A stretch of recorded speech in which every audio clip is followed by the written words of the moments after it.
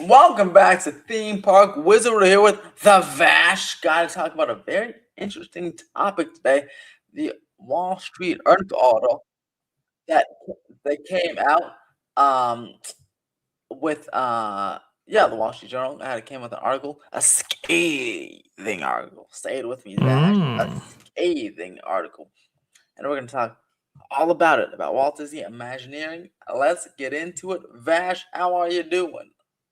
I'm doing very well. Thank you so much. I'm coming in on the Endor Express. And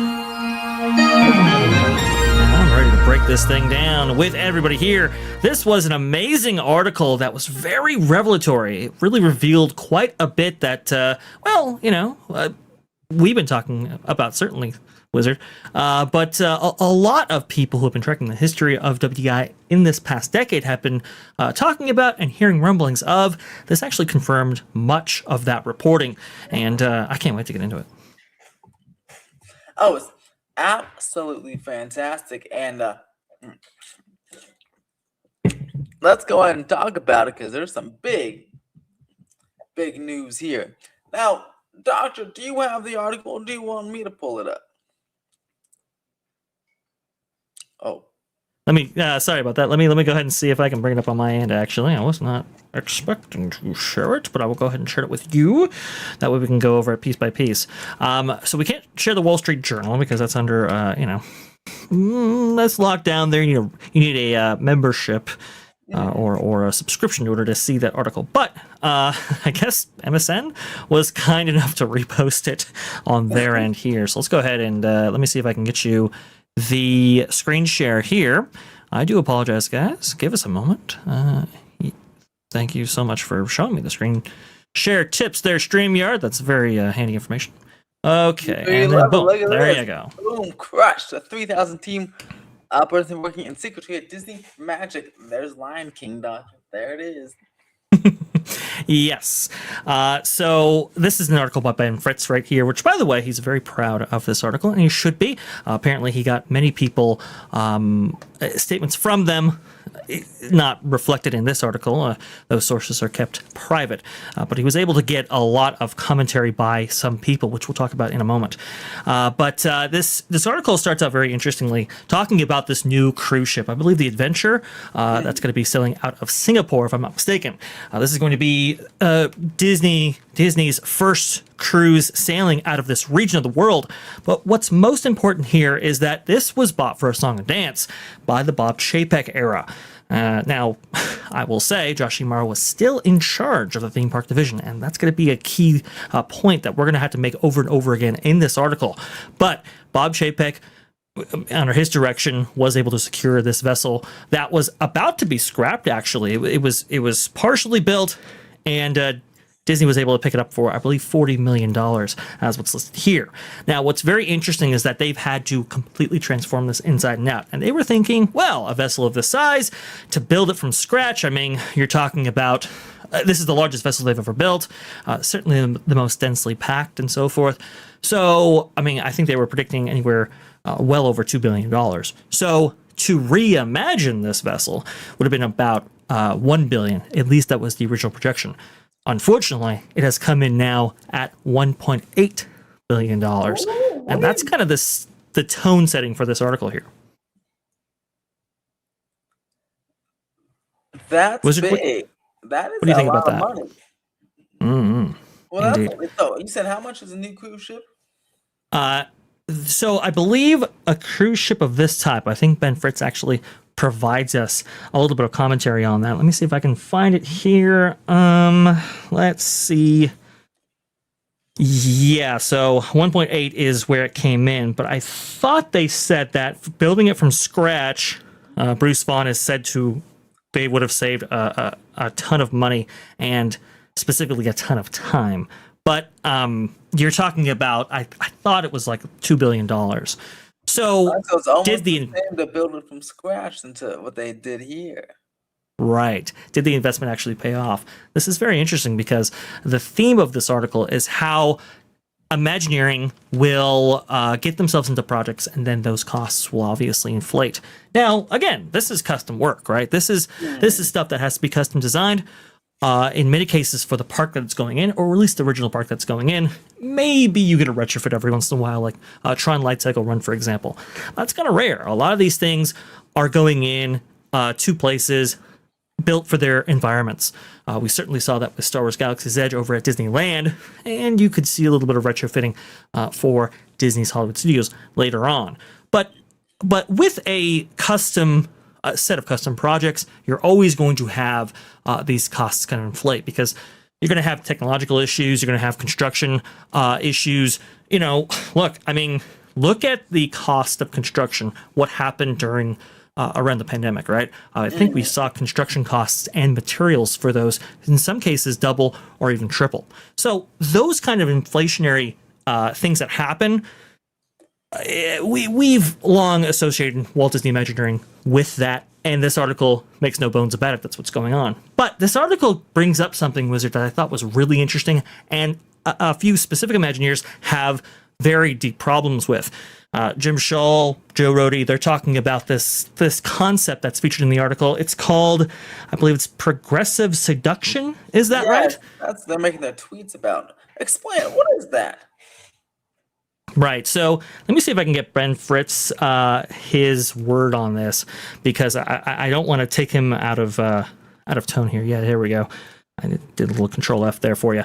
Some Imagineers sometimes saw executives as an obstacle that needed to be overcome.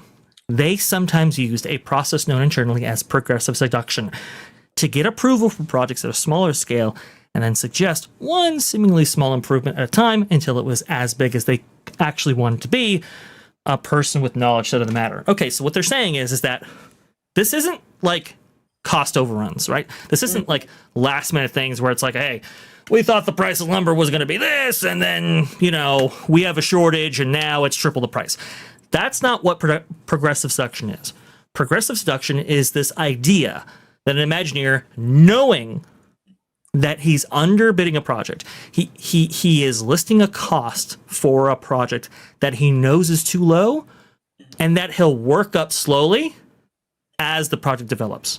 Right? It'll just be like, hey, executive, can we get, I don't know, this shop in this place that we weren't going to get? This is going to be a high revenue item for us.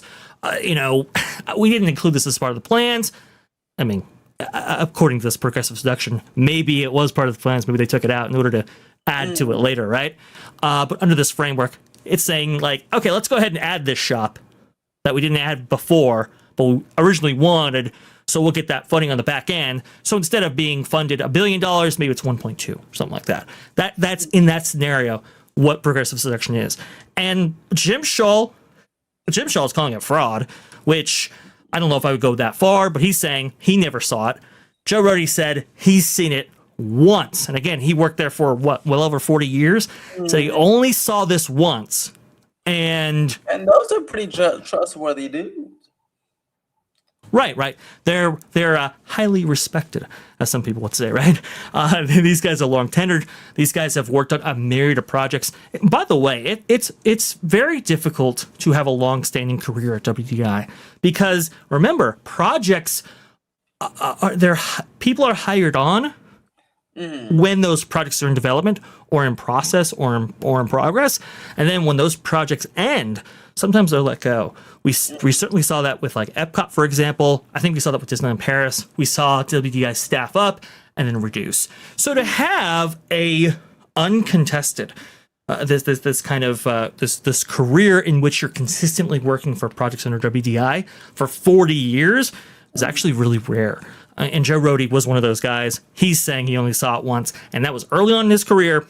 And he's like, look, you are killing your reputation, your credibility with those executives if you keep pulling those things. It doesn't last very long. And he was also talking about how there's this bias against artists in the field that they work in, particularly from executives. And so why would you add on to that or further damage that reputation by employing tactics like this? It just doesn't make any sense. Yeah, it doesn't, because you think, they're not silly. They'd catch on eventually. And yeah, I don't think they would allow it to keep happening. So yeah, like I think Joe already said that, I don't think that guy lasted too long, the one that did it. So Yeah, I don't think it's as big of a problem as the person who gave the source to write this article suggested. Wink, wink. Right, and so that's caused a lot of stir. It's caused a lot of controversy. A lot of people are hitting the pause button on this specific article and going, "Oh, wait a minute, hold on here. We have big, trustworthy guys coming out and saying that this never happened. Why are you suggesting something that was a practice that is, I mean, by all accounts, very rare, as something that you're kind of framing it as something that happens more than once or happens regularly. And that's, I mean, according to the people who have commented on this, it's simply not true. Now, this is what gets us into this kind of other area of the article. We're going to be diving into the actual, the specific points brought up here in just a moment. But I kind of want to go broad just for a second. I just want to go ahead and step back from this article, because you have to think about the context by which this article has been delivered. This is something that, yeah, some people are saying, oh, well, look, it's showcasing Josh Giamaro turning WDI around, and this is setting him up for to be the next CEO. I disagree. I don't look at it that way. I look at this as an expose that is dissecting WDI, that is pointing out the flaws of their management, the flaws of how they've operated, and highlighting the chaotic nature of WDI over this past 10 years. And by the way, yes, this was under the Chapek era. That's true. But Josh Giamaro takes the top spot, I believe, in 2020. So at least for half of those years, it's Josh Giamaro's company. And sure, you have quotes out there. Right? Exactly. And by the way, Josh Giamaro, it's not like he wasn't associated with the parks until that point. He was the head of Disneyland for, I believe, I think it was less than a year, and I do believe he was Disney World too.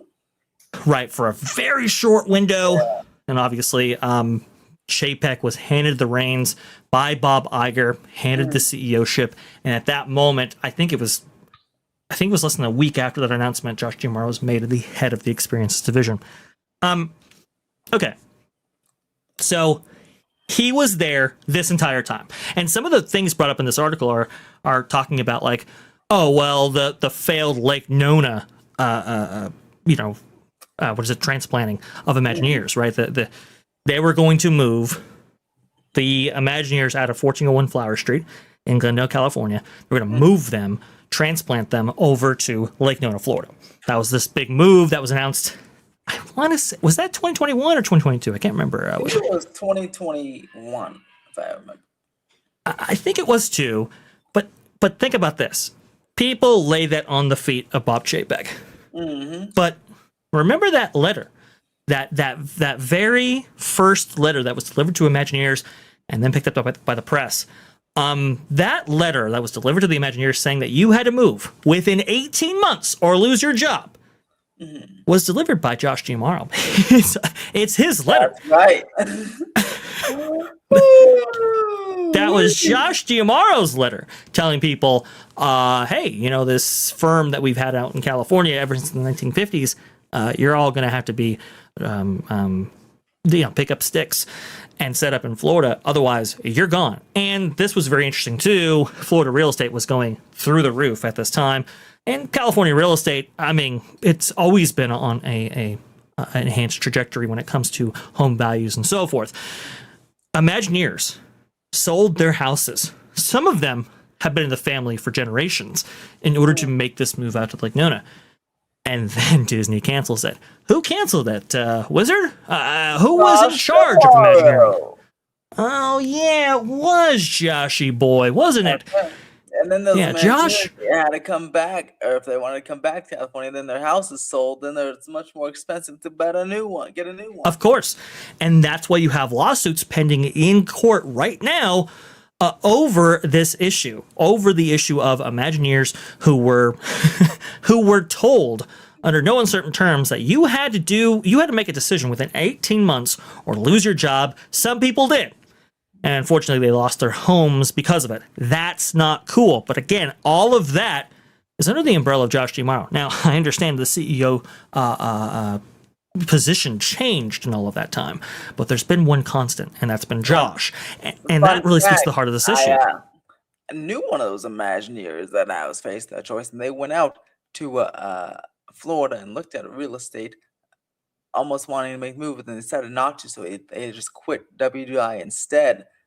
Very Right. interesting. Well, I mean, why wouldn't you? Why would you stay? If you're going to play around with people's livelihoods in the way that they have in this disorganized fashion, why would you stay? Clearly, they don't value your employment there if they're And going to that's treat when you like that. that's when we saw tons of them leave in droves. So, tons of them leave in droves. Some of them sue, and that's the thing. Between COVID, between Lake Nona, between this very cost conscious era of Imagineering, which started really getting really bad with Bob Chapek, but had been occurring for a little while. They lost about 90% of their Imagineers. So the article references that Imagineering has somewhere around 3,000. Imagine losing thousands of people, and that's from what I understand. Right at the time when another company was ramping up operations as they're building a new theme park, so there's open jobs ready to go. Sure, and who wouldn't want to go to Universal? which this article actually does mention that competition has been increasing because Universal has been so aggressive with their theme park projects. Now, Wizard, who would want Imagineering's dirty laundry aired at this specific time? Remember, this is 2026. Go ahead there, Wizard. Oh, I know a certain woman in the CEO race, Dana Walden, handling a somewhat fledgling studio division, and someone who's losing the race currently. Right. We have just seen, I think it was it the Hollywood Reporter, Business Insider? I can't remember. But you had a poll conducted very recently by one of the major news outlets. And it was conducting a poll with 700 Hollywood aficionados. And those range from journalists, executives, former executives, current executives, and so forth. And they were polled recently. Now, every single year when they poll these 700 executives, they talk about, the topics of the day, obviously, and they did talk about Warner Brothers Discovery and all of that. But they always bring up, who do you think is going to be the next CEO for the Walt Disney Company? And every single time, Josh is winning. No. Josh was never leader in that poll. It was actually Dana Walden who was leading that poll every single year. This was the first year, Wizard. That Josh won. I was winning. Yes, Correct. I remember that article. I think it was the Reporter, Hollywood Reporter. But wow, because this is the first one. Interesting. This is the first one. So think about that, Wizard. You have, this is a very contested race. Dana Walden knows this is my only shot. I have to make a stand. I have to not only stand up myself, which is why she's conducted interviews very recently with some media out there, but also too, I have to take down my competition. I have to build myself up, take my competition down. So this is positioned perfectly as a way to criticize WDI under the direction of Josh D'Amaro. Yes, things are starting to kind of turn around, but as this article points out, not everything. For example, Tomorrowland. Let's go ahead and get into that, Wizard. Yes, that one is very interesting. This article makes reference right now at the parks. You can see the remnants of that because the wall's still up. Absolutely. Let me see if I can actually get that wall up so that everybody knows what we're actually talking about here when we refer to the wall. If you remember the entrance to Tomorrowland, there was a series of French fry rocks, as they were lovingly called, around the entrance of Tomorrowland, right around the Astro Orbiter. And a lot of people didn't like them, not because they didn't look good. Design-wise, they actually looked very interesting, especially when you saw it from that front profile there. Mm-hmm. The bigger concern was crowd control. It was very difficult to navigate around that area with those rocks. And it was kind of like, guys, this is one of the most attended theme parks in the world. Do we really need to have these rocks there? Apparently not. And they did remove them. Now, that was all done under this concept that they were going to redo at least the entrance of Tomorrowland. And this was in 2019, everybody. They started the demolition part for these rocks. Correct. It will be completed in spring 2020, the new entrance. I'm still trying to find this. 2020. Spring 2020.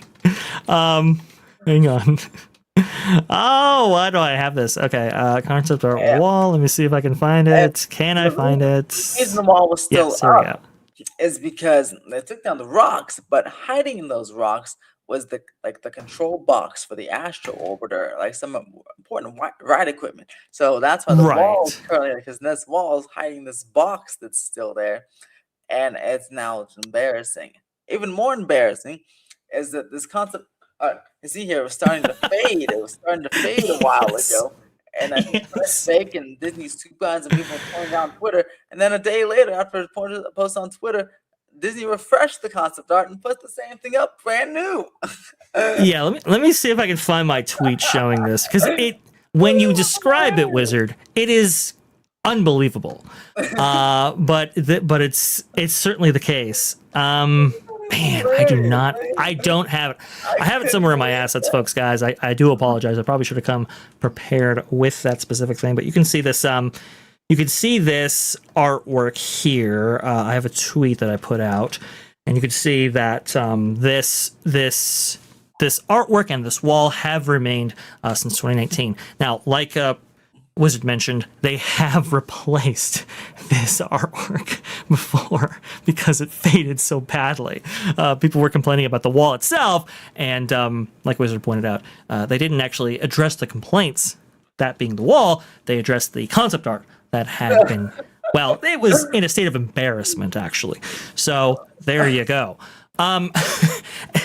So this article, this Wall Street Journal article actually goes in and talks about how Disney said no to a proposed Tomorrowland overhaul. And Wizard, I remember around this time, around 2019, where this entrance was supposed to shepherd a complete overhaul of Tomorrowland with it, right? Mm-hmm. That little mid-century modern theme that they're going along there. Something which is like in downtown Disney currently. Correct. It was supposed to be a very mid-century modern. Here it is. Oh boy. Okay, I have it right here. November 18th, 2023. Let me go ahead and let's do it. Here we go. Boop and boom. Okay, look at this. Here it is. So look at the left side. This is what it looked like, guys. Yes, there you go. Perfect. Boom. I mean, that's horrible. And then all of a sudden, it's crazy. We were complaining, and all of a sudden, it looked like that again. But the walls were still there. The wall was still there. The concept art for this faded and died in the time that they haven't done anything like. Now, Wizard, at the same time that this wall goes up, right? We start to see like the ground clearing for Epic Universe. So we're right about to get to vertical construction at that time. Wizard, they built an entire theme park and opened it to the public in the time that this wall has actually been there. Why? We're going to discover this in this Imagineering article right here from the Wall Street Journal. Again, Ben Fritz. Proposals by Imagineers to refurbish Disneyland's aging Tomorrowland were also turned down, as executives calculated it wouldn't do enough to increase attendance. Wizard, we now have official confirmation on a proposed Tomorrowland project. This was going to be here. It didn't end up showing up. Do you take that at face value there, Wizard? What are your response, your thoughts, please? Oh, yes, I definitely, because so many people were reporting it. My chat was reporting it all. No. Insiders on the forums that were reporting a new Tomorrowland was coming and expected to be announced at D23 way back then. And rooms of a version of a People Mover coming back, is all this great stuff in three different versions. Then there's the Buzz Lightyear or Tomorrowland thing. So I feel like there's not just one, but many concepts turned down here. And apparently, well, I guess we weren't sure why until now. It wouldn't do enough to increase attendance. So I guess there wasn't enough Lightning Lane attractions in there, maybe just one or two, because they clearly don't. Seems like they want a direct revenue stream from every new thing they make here. So Yes. I mean, Yes. this sentence confirms it. And this is the calculus for not only Imagineering, but the Walt Disney Company in general, but mainly the Experiences Division. The Experiences Division is, we don't invest in anything, like Wizard pointed out there, unless it's a revenue driver. We don't invest into anything unless it's going to turn a profit, unless we can actually make money from it. And we're going to enact a bunch of cost-saving measures and a bunch of cuts and a bunch of different operational changes to squeeze out as much revenue from this division as humanly possible. And that's what we've seen. We have seen over the last 10 years, Wizard, just this cutting and cutting and cutting. I mean, look at Theme Park IQ has a great video that he has on his Twitter account. Definitely check him out, folks. New foods that were cut. That was right, terrible. exactly. That was like and none of the or something. That was a lot of food. They altered so many different menus, so many different dishes, so many different food items, Wizard, either cut entirely or altered in some way. None of it was positive for the guests. Not a single change. With all of those changes were positive for the guests. They have cut back on quality. I mean, small things like crinkle fries with your meal, now regular fries. You have like rice being the replacement for mashed potatoes and gravy for items at Blue Bayou of all places. You have a swath of different things. The Tatooine Sunset cut from Galaxy's Edge, not offering it anymore. These crinkle cut fries, apparently they're very, very popular. Fresh Bake was very upset. He even cursed on his tweet. And then people are saying, yeah, these are the best quick service fries on property. The tots are gone too. Terrible. And this is all, by the way, because they're trying to maximize revenue. And this is after these food changes. This is after they just increased prices all over the place, 6 months ago? So now we've increased the prices, and now we've reduced quality or even items entirely. We've done this within 6 months period. This is the active mindset of the managing class over there at not just Imagineering, but the theme park division, the experience division, the guys operating these parks day in and day out, and everybody around them. I mean, this is what they're doing. This is why Jeff Valley comes out and says, well, Rivers of America, Walt Disney World is underutilized. This is what they're talking about. This is it. They're not doing anything, guys, anymore, unless there's a direct revenue stream around it. Now, should they do that? I mean, look, these investments, they do take up a lot of money. There's no question about that. And this article right here actually talks about the metric by which these Imagineers are judged. There's two different ways. It's like, look, this is a division that only takes money, doesn't make money, and so forth. So we're going to cut these things back. But Imagineers have this different calculus, and they say, hey, look at the long-term value that these investments make, right? Look. And they're right. Look at Radiator Springs Racers, Wizard. Radiator Springs Racers opened at Disney California Adventure in 2012. Wizard, ever since they started selling Lightning Lanes for that, they sell Lightning Lanes consistently for that attraction. So, and that was years, almost a decade. When that ride opened, it was almost a decade until they enacted such policies. But you can see the long-term value that ride, even though it's very expensive, that was able to add to the park. And that's what Imagineering's saying. They're saying, look, why are you grading us on like a 5-year time span? For example, Wizard, I have heard for years now, this is going back 15 years, Imagineering, the people who approve projects, don't approve them unless they are guaranteed to earn their money back and more within 5 years. Interesting. which is that's very interesting because you use Radiator Springs racers, but look, I have some even longer examples, some 60 plus years in the making. Okay, people Right. get lightning lanes for a Thunder Mountain or Haunted Mansion, and Space Mountain and Matterhorn, and those things are one original attractions, which I know they talk about in this article too, but also things that have been around for 60 years and now they're making money. So I really hope they adopt that, go back to adopting the mindset of long-term gain versus 5 years or Yes. less gain. I mean, it's crazy. When people are looking at a vacation, right, and they're looking at, okay, should we justify buying a multi-day pass for Walt Disney World for something like Animal Kingdom, right?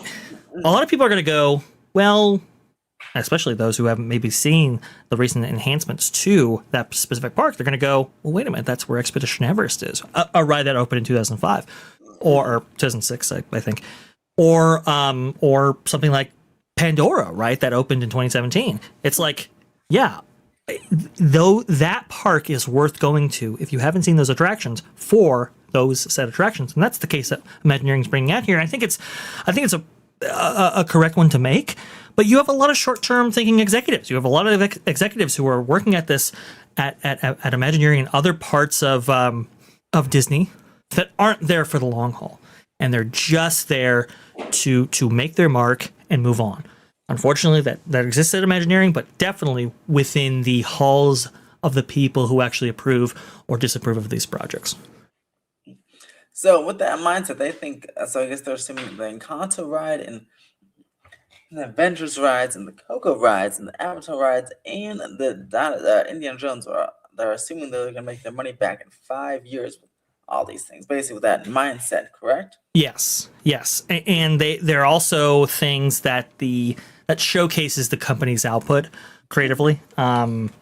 So this article does reference the change in mindset here between original projects and projects based on an IP, right? So when Bob Iger came in, remember he comes in around 2005.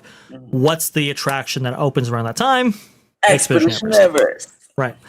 And the company spent well over $100 million in bringing that to fruition. And I mean, that attraction is it is to this day extremely impressive and a showcase of the technological wizardry of WTI. I mean, it really is a marvel, a modern marvel for sure.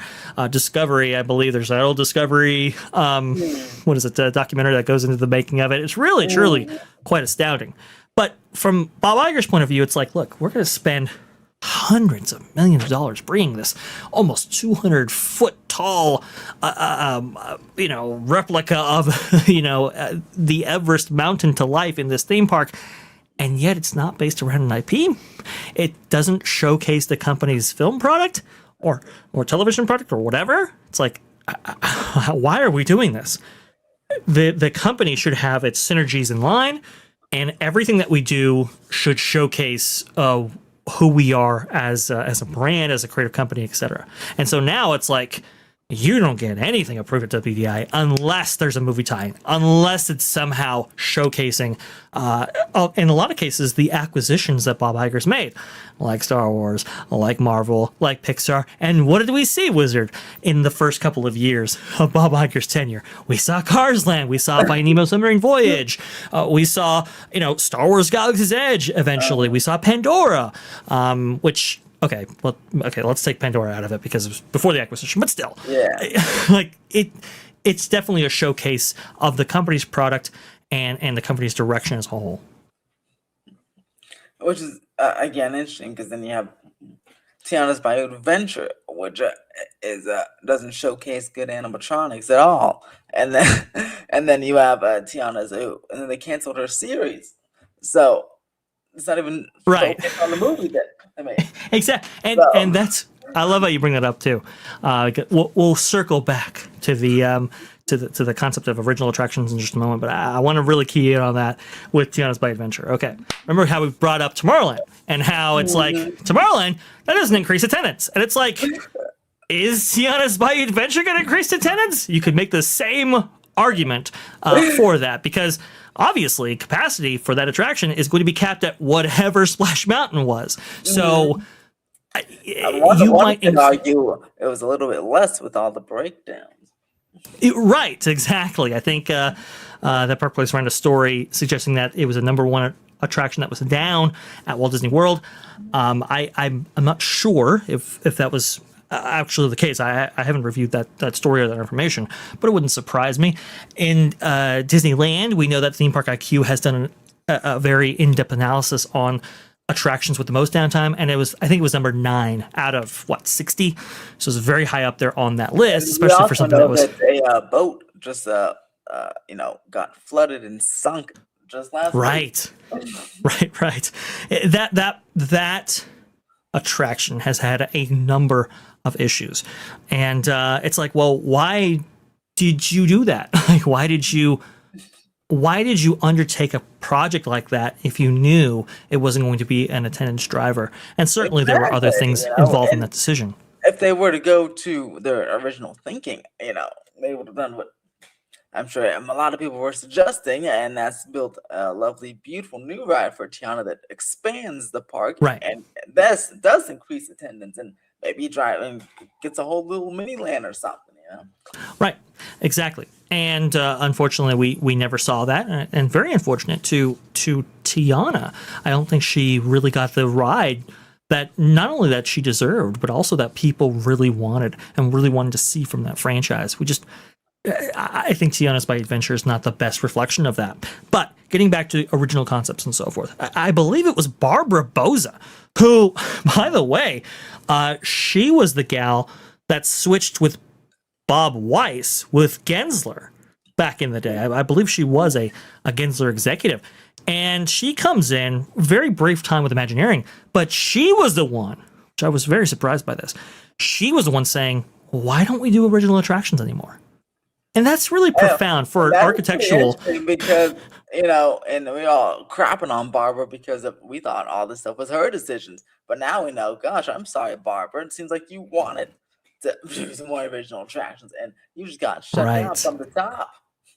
Shut down from the top because, again, it was Bob Iger's directive that he do this. And, well, Josh being the good sport that he is, and obviously executives before him, well, they were facilitating Bob Iger's directive there. So in that case, do you blame Josh D'Amaro for that? Well, certainly not. But it does highlight this kind of the chaotic nature, this chaotic culture, this chaotic perception from this Imagineering firm. I have a question. Let's say Josh gets the CEO position. Do you think he changes his stance with his own? Do you think he comes with his own thoughts and thinks, hey, maybe we should do some original attractions? I just listen to Bob, but I really don't mind for some half and half, some IP, some original. Do you think there's a mindset change there now that Bob actually gets out and not just consults, but leaves and lets Josh do the actual CEO position? If he gets It's really hard to say whether or not that will manifest. Certainly, I would hope that Josh D'Amaro really take a step back and look at the company as a whole and change that thinking. Because, I mean, you got to think about it, right? A well-executed attraction has the potential to become an IP of its own. Exactly. Think about the Pirates. Right, like Pirates of the Caribbean. That's the prominent example. But there have been other concepts more successful than others. Yeah, like Haunted Mansion, for instance. There have been concepts for a Small World show or even actually a show involving Big Thunder Mountain. That was at ABC. And even a movie. I know recently, a couple years ago, they had a movie and a Tower of Terror. I think Scarlett Johansson. Right. That's. That being produced by Scarlett Johansson, if I'm not mistaken, right there. The Tower of Terror, that is. So really, really great rides can actually influence on the other end and become their own kind of original IP that you associate with Disney in a way that I think a lot of short-sighted executives might not actually see and might not actually appreciate. But I think that's what keeps Disney different is being able to incorporate both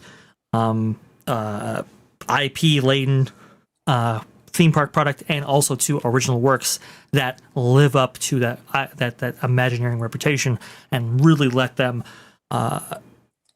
showcase their creative talent. Unfortunately, we just haven't seen that in the modern era. It's because of the guy in the right of that picture right there, and it's really really And he's been in sad. charge for so long that it's accompanied most of our lives, or at least most of my Yeah, life, you know. and And I'm and to very answer, curious because Josh, since he is the head of the Parks division, and Chapek, I know, didn't really get a fair shot because Bob was always there. Iger is always there doing some stuff and influencing things. But like I said, and hopefully with Josh gets the CEO position and he's Iger's out, then hopefully, because you got to think, he talks to Imagineers, I'm sure, a lot because he's in charge. He was in charge of the parks, or is in charge of the parks division. So he's probably in close contact with them. I'm sure they give them their wishes of what they would like to do at some point. So hopefully he takes that into account and say, hey, all right, I'm CEO now. Maybe, or maybe we can say, hey, if you support me for CEO, I'll promise you some original attractions, something like that.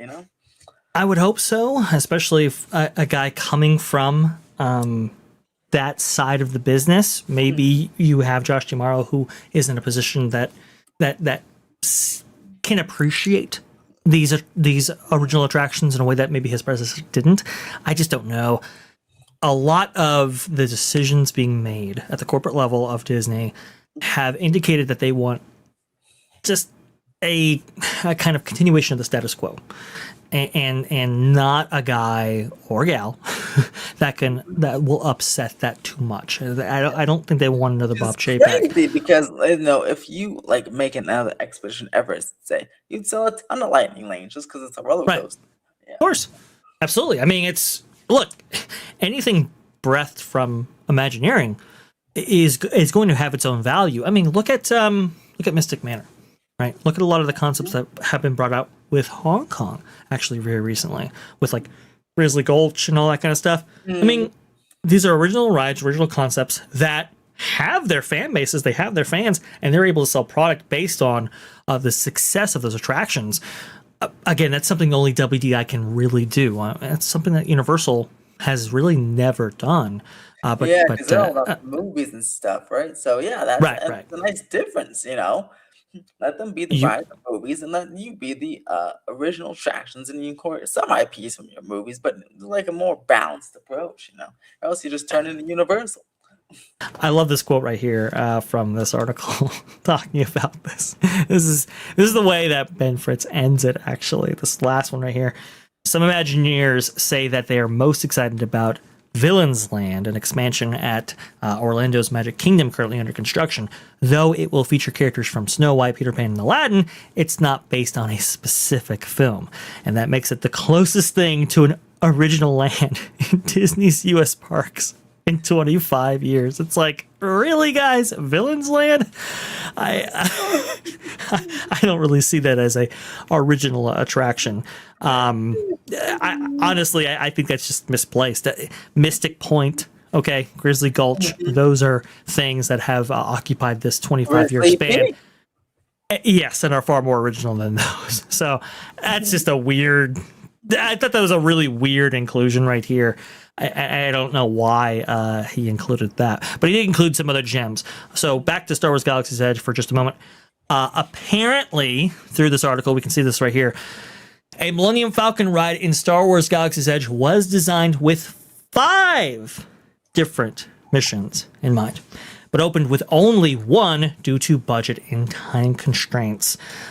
Wizard, that's a big revelation right there that a lot of people didn't know. We certainly saw concepts and different pre-renderings of what that could look like, right? Of what Millennium Falcon Smuggler's Run was supposed to feature, but a lot of those weren't featured in the mission that we got, which was to Corellia. Wizard, what do you think about that line in particular? I say you should have opened up Millennium Falcon Smuggler's Run and Rise of the Resistance at the same time if they needed more time. I, if it opened with 5 missions, I would have done the ride much more beneficial service to do open with 5 or even 3 or more than 1 mission Uh, if we had to wait a few more months, I would have just waited a few more months, and Rise waited a few more months, just open it all at the same time. I'm sure people would definitely understand. I'm sure if he said it, yeah, we had to wait because what you want, one mission or five missions? Because especially if you're gonna realize one mission for 7 years, yeah, definitely think. I know they have budget and time constraints. Well, they gotta they should have just bit the bullet, waited a few more months like they did with Rise of the Resistance, and figured it out and opened up at least three of the five, or hopefully five of the five. Because even now we're gonna get just what, like two, another mission. Well, I guess you can go to multiple locations, second mission, but it's like two-ish missions. Yeah. I mean, So we're going to have multiple missions here. I mean, maybe, possibly. This is interesting, Wizard. I don't know if they're including this next mission that we're going to have with these multiple destinations and so forth that people can choose or something like that for the release of Mandalorian and Grogu here in, I think, May of 2026. When this thing is included, I think the Corellia mission will actually be scrapped. I think this will be the replacement mission, which will have. So just be one again, or one with multiple missions, one with multiple locations. It will be, yes, one with multiple locations. I think is the wording that they're using here, which is not quite the same as 5 missions. This is why, by the way, like for example, Hondo, right? He says, "Today we're going to Corellia," that kind of thing. The reason why he's saying that is because it was intended to be multiple missions on day one, but they weren't given approvals. And like you said, Wizard, it would have been very beneficial for this attraction. And I would say the reputation of Star Wars Galaxy's Edge as a whole, its reception, if this particular attraction was different, if this particular attraction really showcased the modular capabilities of this specific ride system. Because this ride system, I mean, you can see all the switches that are in there. You can see that, these switches that have lights next to them don't function at all with Corellia.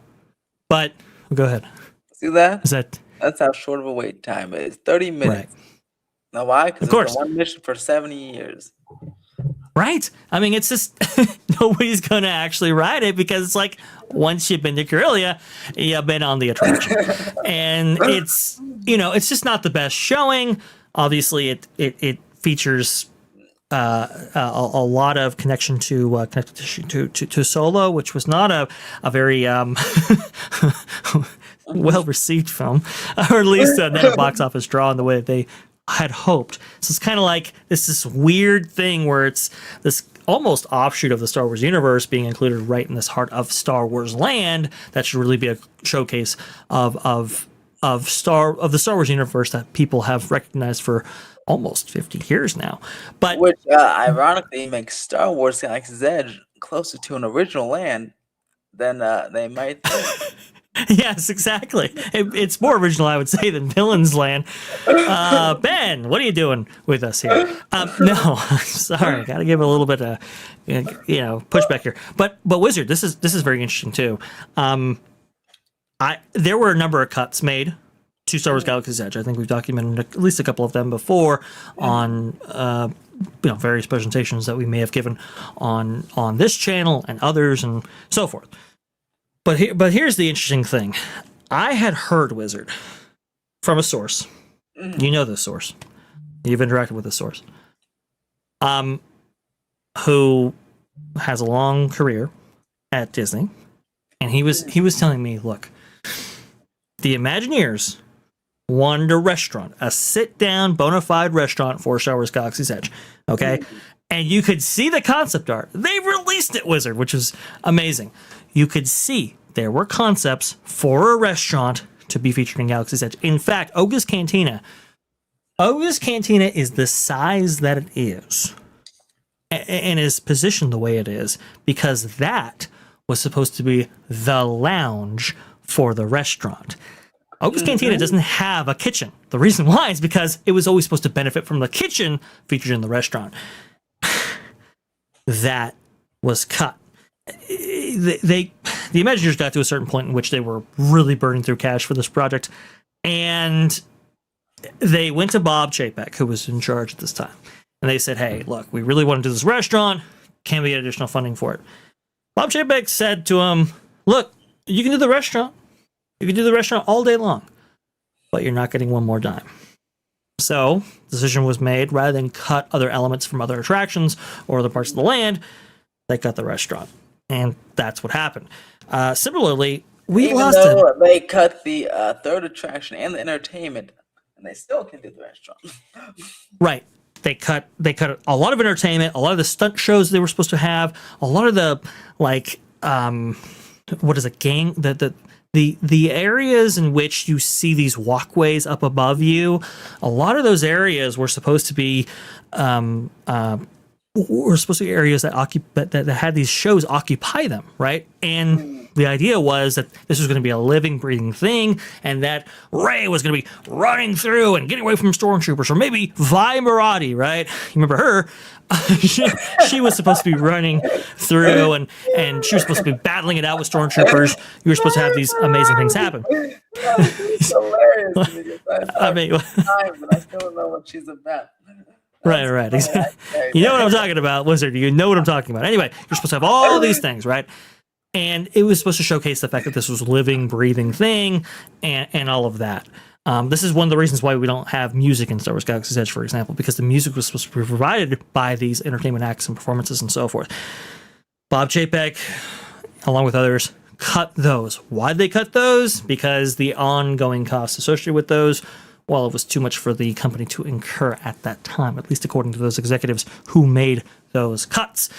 The third attraction, the Bantha attraction, was also cut. Why? Because unfortunately, they had $1 billion budget and they were going to stick to it very, very closely, and so we couldn't get those things that I think would have really upped the enjoyment factor for Star Wars Galaxy's Edge. It's amazing, Wizard. You walk around certain areas of Star Wars Galaxy's Edge at various times. Sometimes you'll get busy areas, sometimes you won't. You'll see like people crowding around the marketplace at certain times, maybe when a character comes out. Rise of Resistance, that area is always packed because, well, it's... When Vi Marathi comes out? Yeah. people stop what they're doing, and they swarm to the back of the park in order to see Vi. No, that doesn't happen at all. But you do have some pockets of different areas that are occupied and have a buzz to them, right, at various parts of the day. But it's very sporadic. It's rarer than you would think. And I think that the time when certain portions of Galaxy's Edge are the most occupied is actually for the production show that happens on a nightly basis. The the Skywalker Saga show, and you got Fire of the Rising Moons. Right, yeah, Fire of the Rising Moons, and the Skywalkers. Right. Now contrast that, Wizard, with Cars Land. Cars Land is always packed. It's always full of people. It's always people trying to get on Raider Springs Racers, where you have the cars going. There's a buzz. There's an energy. You can feel it. And that land has been, open and operational since 2012? I mean, that's the difference. 14 years. 14 of them. Right. And Star Wars Galaxy's Edge has been open for half the time.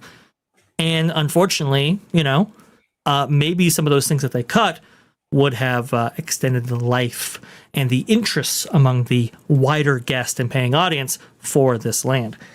This is why I think they'd bring back the restaurant, because, as we discussed, it was it's a direct revenue stream. Yes, they love it. You would think. Look, Wizard. Disneyland, right, in Anaheim, opening in 1955, obviously. It's now, we are now at the back end of its 70th anniversary.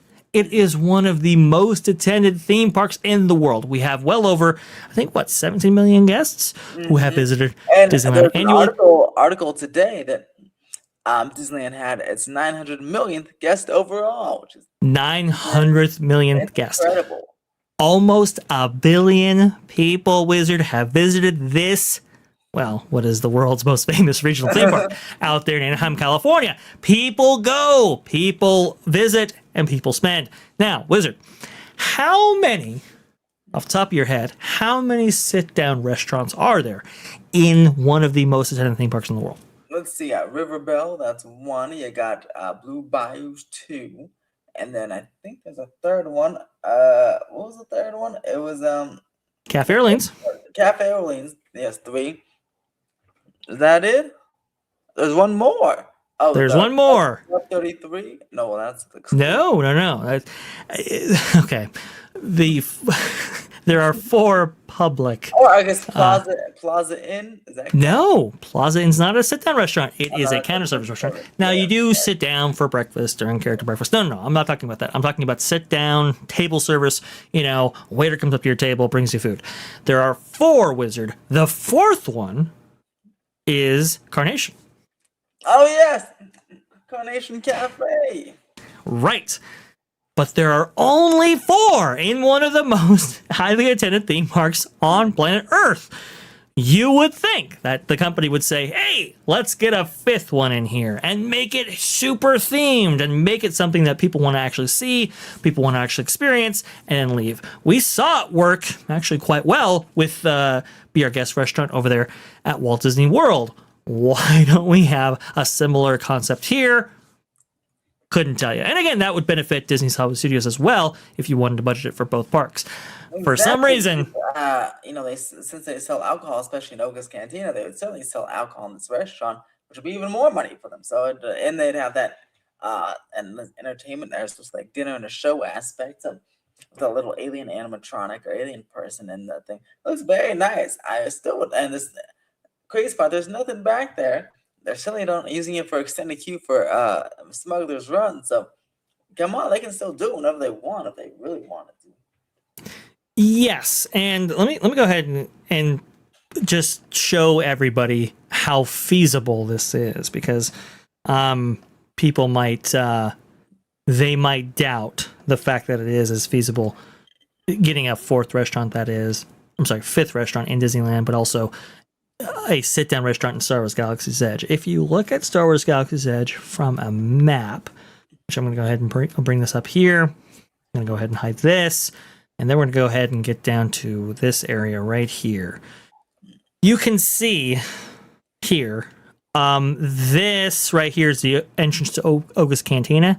Mm-hmm. Just beyond it is this it's like a square with one of its corners cut off. You see this right here? Mm-hmm. See how it's perfectly square? How it's perfectly... Yeah, mm-hmm. That was the restaurant. You can occupy that space. Right there. It's right there. Like they literally took it out. They can put it right back in, Lizard. We can go forward with this restaurant. We have all the concepts. We have all the renderings. We have everything. Just hit go. And the craziest part is, it wouldn't even take that long to build. It's not the biggest thing. It's not a new ride. They can have it done in a year or less. Correct. That's crazy. We can get this. Add a quick capacity to the park. Right. That adds over to capacity, and it's revenue driving. It fits all their goals that we just talked about. And yet fits all the goals, fits all the parameters. It's a direct revenue stream. Look, we're moving heaven and earth to get Portos in there. We are currently... And Disney World's opening all those bars. I mean, I don't get it. Yeah. I mean, it would bring new life to Oga's Cantina if anybody is dissatisfied with that. Well, now we're going to have a brand new menu as afforded by the kitchen included with this new restaurant right next door, Oga's Restaurantorium or something. And then, boy, the revenue they get from that restaurant, they can use to add some entertainment to the land. How about that? I love this, Wizard. I love this. You see, we should be working on the top of WDI. Unfortunately, no, we are not. And it's just like some storage boxes and some random crap. Yeah, so this area has actually been used as the extended queue for Millennium Falcon Smuggler's Run. That's why those storage boxes are there and tarps and stuff. It's to provide for a queue. Again, that was never its purpose. Its intended purpose was the spot where they were going to put the restaurant, and they just plucked it out like a Lego piece. They just took it right out of the plans. They can slot it back in if they have the courage to do so, which I'm not sure they do. There's also room here. I can't even imagine it to be that expensive either. Right. I don't think it would be, because a lot of that stuff was already done. In terms of the design work and development and so forth, it's already been done. I mentioned it'd be so popular, they can even like a phase two, like and extend the restaurant out with more seats over in that other building over there. Yeah, yeah, you would think so, but we're not going to go ahead and do that now. This area between Star Wars Galaxy's Edge and Toontown, as you can see, that is actually the spot for the third attraction. Again, something that might be coming, might not be coming, who knows. But again, this is all under. What they should do, you see that little pathway there? I know there's a service road, but there's that little pathway, right? And it's like shaded. But so they should take that opportunity and build just that little tunnel, get you from Galaxy's Edge to Toontown, make it walking a lot much easier. Yeah, I actually did forward that idea because you can see that service road right there. It actually lines up perfectly. Yeah, with that little small turret area. That look at that. It's like they almost wanted to do it. Now, the ironic thing about this, Wizard, is that spot right there is the exact spot. I believe it's the shop, but right next door is where people who were staying at the Galactic Star Cruiser Hotel at Walt Disney World's version of this same Star Wars Galaxy's Edge themed land would actually enter and exit Star Wars Galaxy's Edge and get to their transport to get to them to their hotel and back and forth, vice versa. That right there is where that's actually done. And that's actually even a more brilliant idea. If they didn't want to build a tunnel on something really quick, they should punch a little hole in the back of Toontown there, have a galactic transport. So there's that little road right there with a U-turn. They have a galactic tram system to take you from Galaxy's Edge to Toontown, so you won't have to walk. And they can do that in like a couple of months. And that's the weird thing too. When Mickey and Minnie's Runaway Railway opened and New Toontown opened, back in 2023, I was very much of the idea that it's like, okay, you're gonna have everybody back there. This one area to go back and forth into Toontown. It's too much ingress and egress traffic. You really should have a walkway here, because the problem, Wizard, that happens is the only way to get from Star Wars Galaxy's Edge, which is, their second most recent land, to their most recent, I guess, reimagined land technically, but new land in Toontown, is this walkway right here. Exactly. And not only is that always congested, but look how much farther, like, 'cause if you zoom out, see how much farther that is if you just go all the way around than just to go around the back. We have to go all the way through the trail, Frontierland Trail, then go all the way through Fancy, and then go all the way up when you can just go right through the back there. That's crazy to me. And you can bypass like the parade route, for example, which Wizard. Oh boy, if you want to get to Star Wars Galaxy's Edge to Toontown during that time, good luck to you. This walkway, especially during busy times and during busy seasons, can be hell. Okay, for lack of a better term. We could bypass all of that by bringing that connective tissue between Toontown and Star Wars Galaxy's Edge. It's not even that big of a pathway or tram, whatever you want to do. It's not even. It's like a tiny area. It's like right, like, and just don't. I mean, look, the little ball pit that is still not anything, even with this reimagined Toontown. It's right there. It's right there. You just have to blow out there, and you're in Star Wars Galaxy's Edge. Again, if they had the courage to pursue it. This article is interesting because it really does highlight some of the things that Josh D'Amaro has kind of dropped the ball on. I think right now, Wizard, I think this brings us down south to this area of Disneyland Resort, that being Disney California Adventure. What specifically Avengers Campus. There was another revelation brought out with this article that I really want to get to, and that is the big Marvel E-Ticket attraction. People remember that back in 2019, back during that summer's D23 Expo, Chapek got up on stage and said, "Hey, we've got a big new attraction coming to Disney California Adventure for Avengers Campus. it's going to be this awesome state of the art, never been done before attraction, and that was known as Marvel's Eat-A-Go attraction amongst those fans.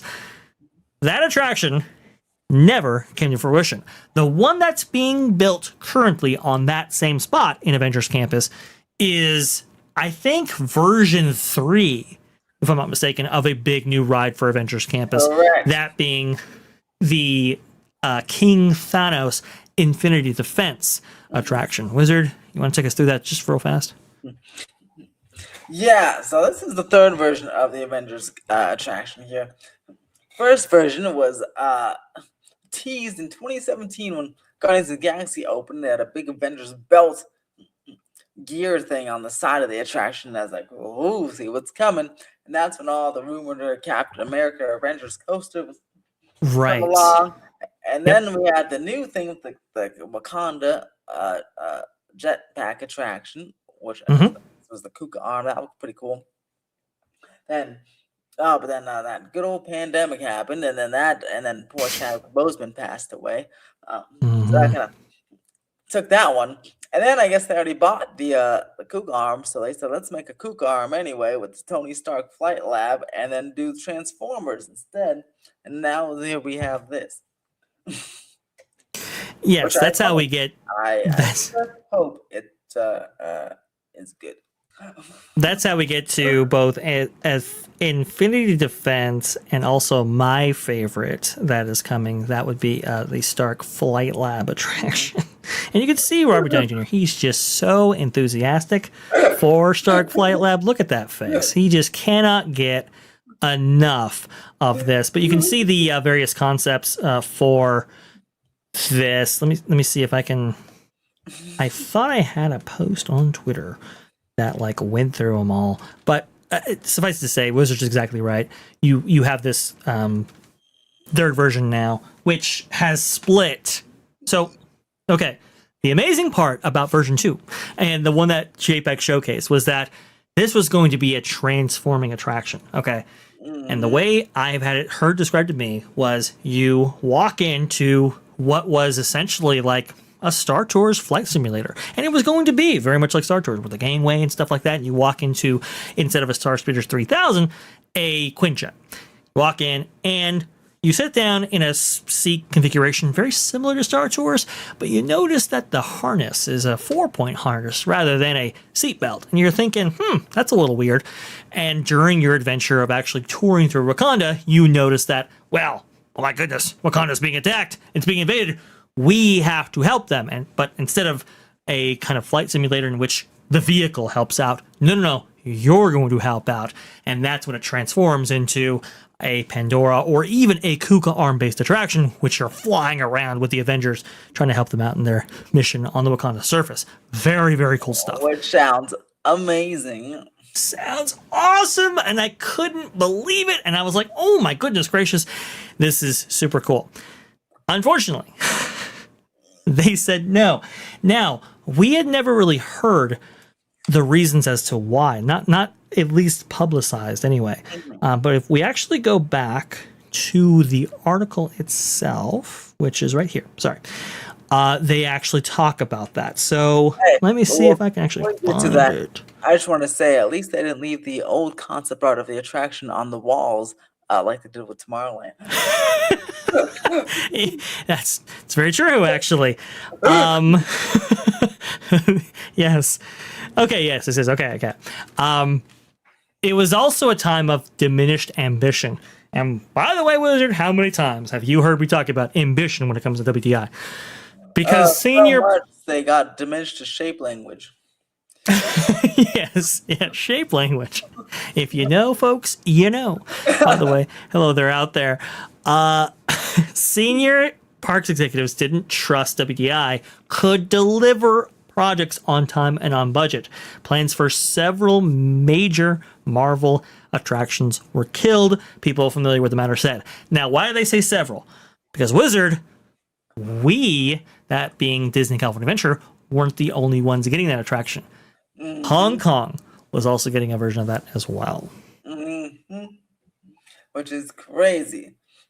Hong Kong, and then of course, the earlier iterations of the California Adventure ones, and like, man, these aren't, you know what? And that's crazy too. Lots of construction projects and any theme park or any just a random construction project of a hotel or whatever in a random city. A lot of them are, not on time and on budget. You have unforeseen issues and you have unforeseen weather delays or whatever. So they all usually open up a little late or cost a little more. But my goodness, they should see the old Disney, the Walt Disney. I mean, look, January 22nd, the handcrafted by Disney, Disneyland comes out on Disney Plus, and boy, that's gonna show you how Mr. Walt himself said cost overrun. I was okay. He almost broke. He did break his own bank just to get Disneyland built, and look what it's become. You know. He cashed out his own life insurance policy, Wizard, to bring us the Mark Twain. I mean, that's how committed Walt Disney was with giving everything he could to the guests. And that's what Walt Disney said before he died. He said, give them everything you can. Give them as much as you can give them. And unfortunately, we just simply haven't seen that from Disney. Go ahead, please. I was gonna say, yeah, because even, look, if you do, yeah, exactly, if you do that, then you can get, I mean, the better the attraction, the more unique and more e-tickety. I mean, this thing is obviously going to open as Lightning Lane, but the more people are going to be willing to buy the single pass Lightning Lane for the super cool ride, and you make your money back, even if it is a cost overrun, because it's so awesome. It'd be like Cars Land, just keep going and going on. You'll make it back in hopefully 5, but it'll definitely 10 years. Well, Wizard, I would contend even further that if you make a new state-of-the-art attraction that is wholly unique and very ambitious, people not only buy a ticket to your park, they book vacations for that park. For example, Cars Land, Radiator Springs Racers. I mean, it's the only park in the world in which you can experience that attraction in that way. And so people come from, in some cases, all over the world to experience that attraction. This ride could have been a headliner for all of North America. It really could have put Disneyland and Disney California Adventure in a great position to say, hey, we have two big e-ticket headliners that you can only see here. Unfortunately, we're not going to get that. It doesn't come just Lightning Lanes, comes just park harbor tickets, a hotel stay, maybe stay an extra day, because oh boy, Right. like Spencer's attraction. That's a indirect revenue, not from the actual attraction, but from the resort. Someone says maybe they spend another $1,000 on food, hotel, and whatever, just to go and stay an extra day to ride the new Avengers ride. And that's what these executives, these ones that think about 5 years, need to realize. Exactly, I would agree. And so, who are the executives making the calls like this one? Hey, here's the thing: Tomorrowland was in progress up to a certain point. Obviously, COVID changed a lot, but I want to highlight the fact that in 2020 was the time when Josh D'Amaro came into the big seat. He could have very easily approved something like a Tomorrowland overhaul or a very ambitious e-ticket attraction for Marvel. He could have approved all of those things. He didn't. I understand people want to, give Chapek a rough time, and I will disagree that a lot of that's deserved, especially when talking about theme parks. The thing I want to highlight, though, is that Josh D'Amaro has been in the seat for 6 years now. And we haven't really seen a change of thinking. In fact, we've seen a continuation of the Chapek era thinking. Only did he start building things or approving things when the CEO race started. That's when the $60 billion came to fruition. Just only a year or two before the CEO stuff, time to show he's doing something. But before that, I mean, I remember we had talks with OG. We're like, well, okay, name something they do. We're trying to figure out what did he actually do, like noteworthy. Before that, couldn't think of a single thing. Right. And it was like I got Pixar Pier or something, or Guardians of the Galaxy, but this one, not a single thing. Right. And because it's like what can you really attribute to him? You couldn't really, up until what is it, summer of 2024, during that specific D23 Expo, can you say, okay, now we have a range of projects that we can really put on Josh G. Morrow for having approved. I've had concerns with many of them, and I know fans have as well, because, well, a couple days later, he told you what you were going to lose for those attractions, like Rivers of America, for example, but we don't include that. Okay, now we can attribute things to Josh G. Morrow directly.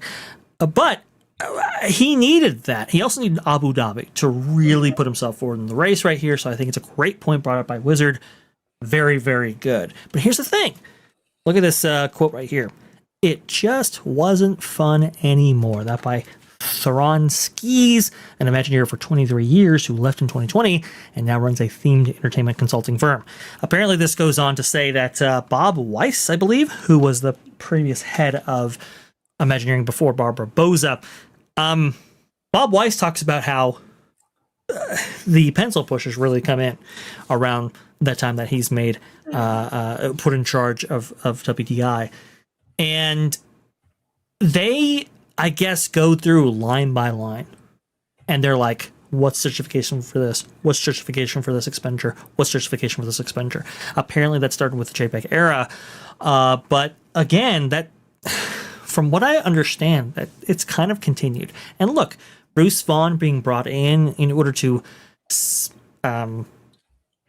reimagine that culture is a good thing, but still, you still have a WDI that's been heavily scrutinized. And they even say that a spokesperson from Imagineering actually came out and said that every single project over the last 4 years have come in under budget. Clearly, I don't think you can say that about the adventure, right? But it's interesting that they would respond that way. But and then to that quote, yeah, they come in under budget, but were they good? Maybe I think everyone agrees that going back to Tiana's Bio Adventure, then that one needed a little bit more of a budget. So maybe it's kind of a bad thing that came in under budget. Yes, exactly. That's a great point, Wizard. And also Toontown, that came in under budget, I guess, but look at how many times they had to fix it. Yeah, that's a good point right there. On budget or a little bit over budget, because maybe these under budget is not the greatest thing, you know.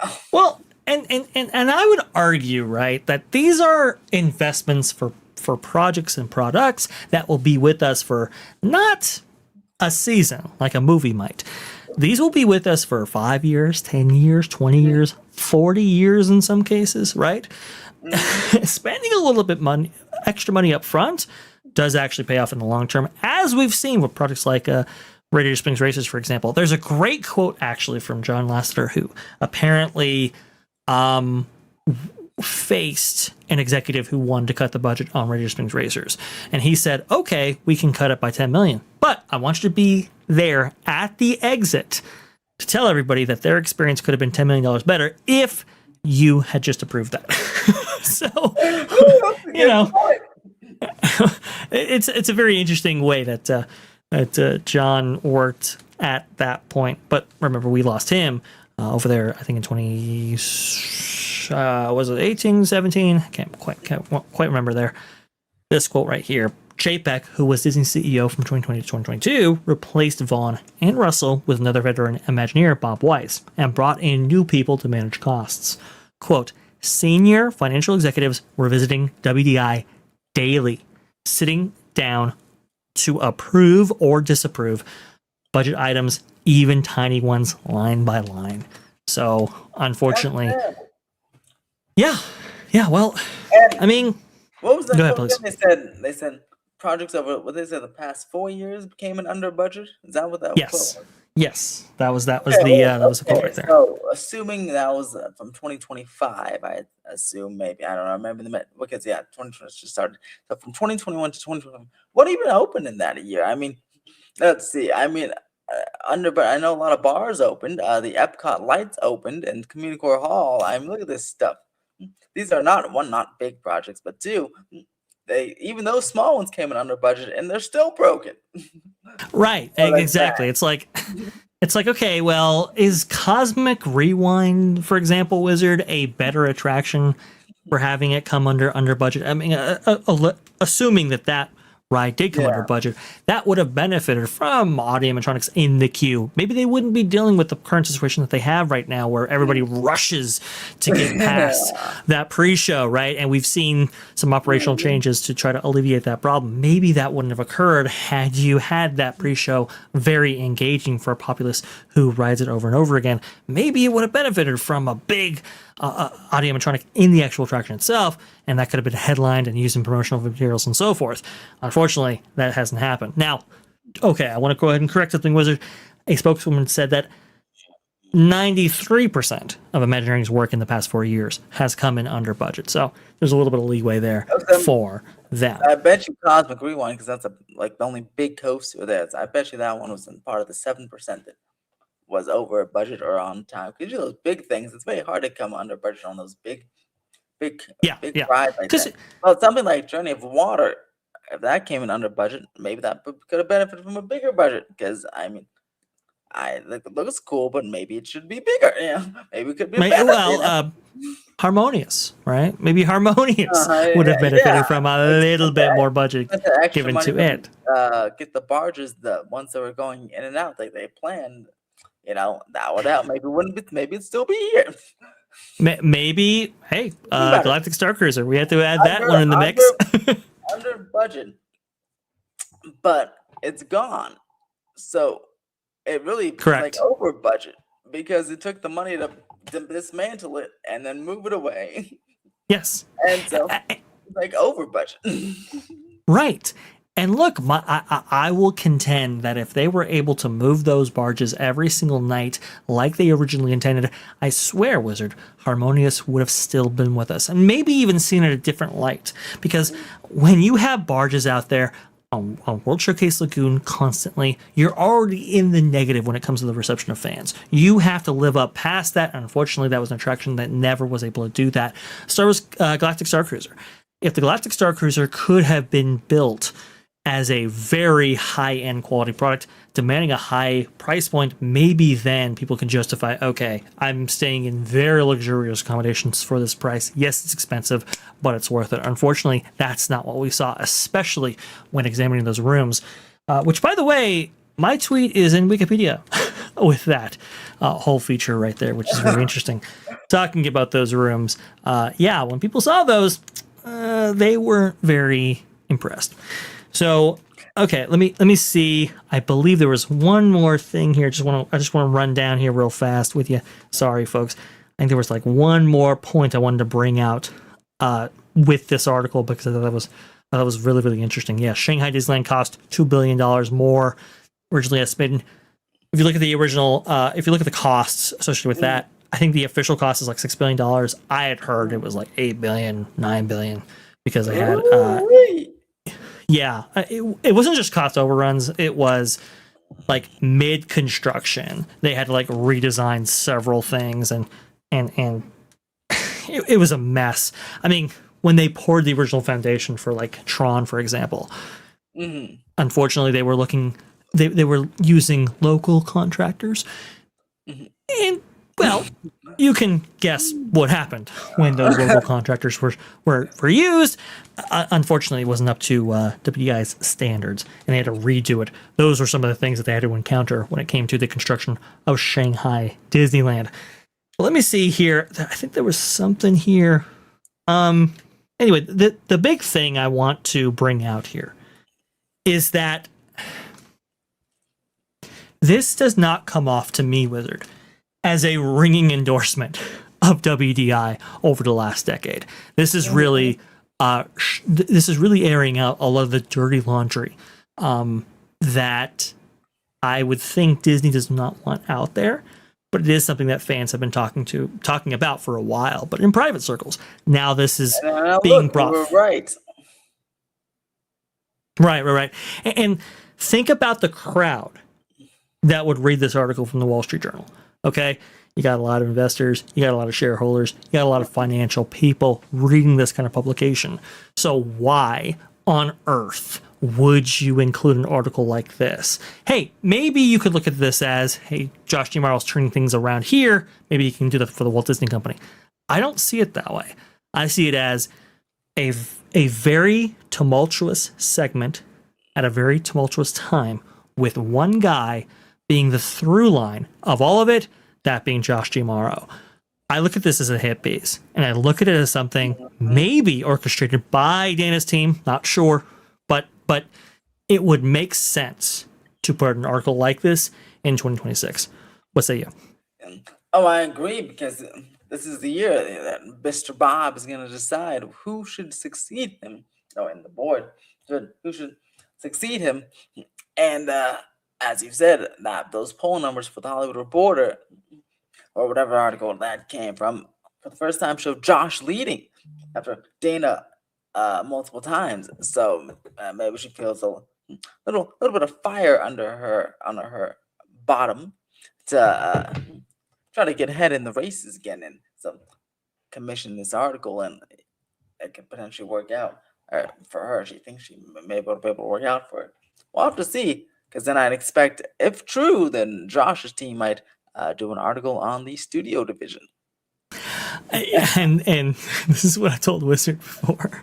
This is what I told Wizard. I said, hey, if they're airing dirty laundry for the experiences division, what stops somebody from Josh Morrow's team saying, hey, let's look at that record over there at Hulu and FX and some of these other places? I mean, Wizard, I think Dana Walden has kind of dug herself into a little bit of a hole, especially regarding Jimmy Kimmel and that whole fiasco. She's all over that story, by the way. Nobody Entertainment likes what happened there. And yes, Jimmy's on the air, but Dana is heavily associated with him being sidelined for a period of time, and thereby associated with a lot of Disney Plus cancellations. Yeah, that's true. And you would think that from a shareholder's perspective, you would want Disney Plus, that situation solved, and you would want an executive team capable of doing that. I don't know if Dana Walden is quite that executive. Now, it's very interesting, Wizard. We just saw recently, I think from Puck actually, talking about how they believe that Dana Walden would actually stay, even if Josh Tomorrow is selected in the CEO race. Did you see that? I didn't. That'd be surprising, because usually they leave like that Kevin Meyer, the guy who made Candle Media. Oh yes. With, by the way, Tom Staggs, who also left because he didn't get the CEO gig, even though he was originally selected. He couldn't actually nail down a deal. But Jay Rasulo was not selected. Tom Staggs was. Jay Rasulo left, knowing that he had no future with the company at that point. Let me see if I can bring this up right here. This is from Puck News, but as tweeted by the Boardwalk Times, which, by the way, they've been doing great reporting over there. Definitely check them out on their X account.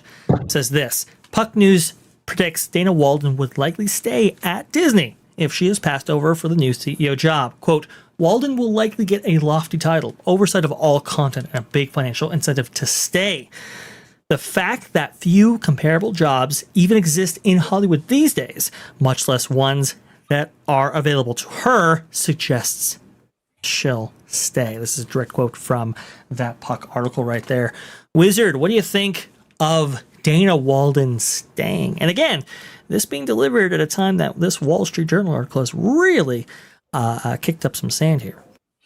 Yeah, I'm very curious. Well, because I know when Bob Iger came in, he got rid of a whole bunch of JPEG's people, like Kareem and others.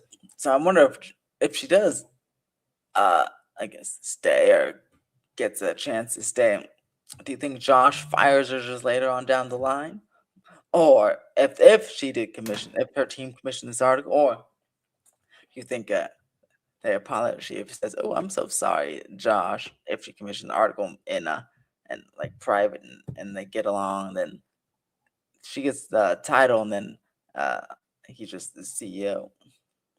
Yeah, this is very interesting how you bring up the relationship between the both of them as well. I'll answer your query in a moment right here, but there was another tweet that was delivered via Boardwalk Times through this this article right here. It says Disney Experiences Chairman Josh D'Amaro and Disney Entertainment co-chairman Dana Walden have a good working relationship. This is a quote from Boardwalk Times, as sourced by this article. Both D'Amaro and Walden are currently front runners to be named next CEO of Disney. The relationship is key here. I think Wizard, you get to a good question right here. Is it something where Josh D'Amaro is like, okay, like you've been running ops against me for a little while here. You got to go. Here's the thing. Whether or not this article has its sources traced back to Walden and Walden's team, I think is irrelevant if in fact she stays, because having her stay there is something where she's just too dangerous. Like she will, if she stays there, she'll always be looked at as, oh well, we could have had her. It just places Josh D'Amaro in a constantly unenviable position, because you have this person who can just basically knife you in the back at any time, right? Like, this is why you don't have somebody who's been passed over for the job stay, because they're always gunning for the job. There's always a risk that they replace you. They were looking at, I think I saw something there, exploring possible co-CEO, like with the Universal. Do you think they end up with the co-CEO position? Mike and Josh? Not Mike, Dana and Josh? I actually think that's very likely. It shouldn't be. That might be the, I don't know, the best. I feel like because Josh is for the parks and Dana's for the studio. I guess if that were to happen, maybe nothing would change in those departments. But I feel like, I don't know. I guess I'm just not sure how much one knows about each other's department. You know, I know Dana, he said, went to Disneyland Paris one time. And I don't know what Josh is. And Josh, I think he's been to the award shows and stuff. But I don't know. I don't know. Yeah, like, I don't know. Can they do it all, or I think is it better for them to just be a co-CEO and one focus on movies and one focus on parks? We have seen Josh D'Amaro try to attend big Hollywood events. Like, for example, Josh D'Amaro attended the upfronts for Netflix recently, which was very unusual for Netflix. For a big event like that associated with Hollywood, to have Josh D'Amaro there. He's certainly attempted to ingratiate himself with the Hollywood intelligentsia, or the Hollywood culture, as much as he can, in order for those allegations of, well, he's never been a Hollywood or studio guy, that should disqualify him, those ideas from going away. The difficulty right now is that Disney's biggest problem is this monkey on their back, which is streaming. There we go. At this very transformative time in Hollywood. If Netflix secures Warner Brothers, which it very well looked like that may happen, we'll have to see from the administration, currently in DC right now, that there are obstacles for which we might not be able to foresee, but it is very increasingly looking likely that Netflix is going to be able to secure this deal. If that is secured, Wizard, the Hollywood landscape changes overnight. Remember, Warner Brothers was number one at the box office up until Zootopia 2 actually came out. They had that for 8 months of the year. I can't even remember, but they were in the lead. Okay, so they are the outside of a couple of films that happened in Q4, they were the premier theatrical outlet, right? Theatrical studio in Hollywood. Now, under the ownership of Netflix, who knows what the ramifications of a big move will be from that, right? So, from an executive standpoint, the person in the CEO seat at Disney, they have to be able to chart out the next 10 years. I don't even know if they can do 5, but really 10 years. And have a game plan and recognize where we are going to be in this landscape in 10 years. What will happen in the industry, where our place in the industry is and how we get there. They have to plot that whole course, Wizard. And do you believe that Josh Duhamel can do that, especially from the position of never having been really associated with Hollywood almost at all before this? I don't know if he can make that leap. I don't think so. That's kind of difficult. Right. So it's like, okay, would he benefit from somebody who actually knows that space? I would say yes. But I don't even know if Dana is necessarily qualified to do that. Now, I was talking to OG very recently, and he was suggesting, that being OG, Orange Grove 55, for those not familiar, definitely check him out on his YouTube channel. And he's back on X, by the way. So I was talking to OG, and he was saying, well, maybe Alan Bergman.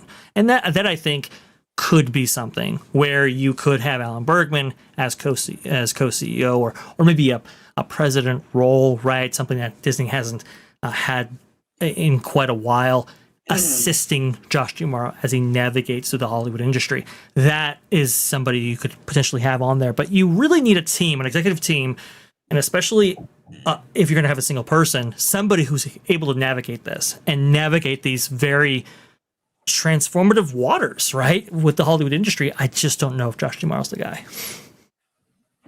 Oh yeah, I agree. So because I don't know, I just can't see him running the studio only because he hasn't like talked about it. I don't know. It's gonna be hard. I feel like And I don't see Dana run a theme park because I don't feel like she's just never done it before. Right. That's a good point too.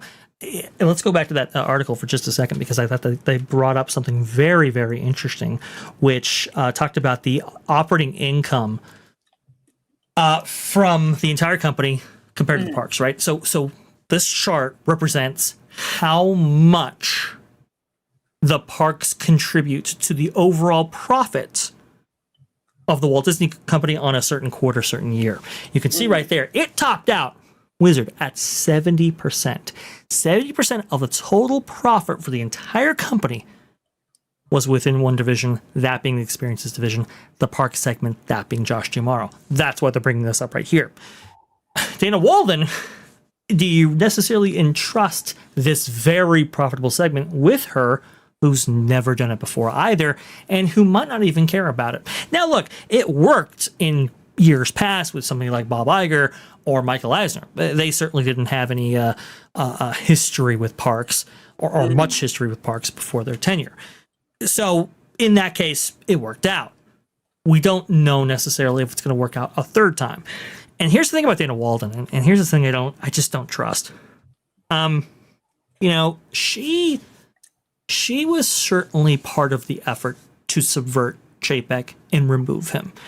And while that was all going on, she's having these daily walks with Bob Iger in Brentwood because they live right next to each other.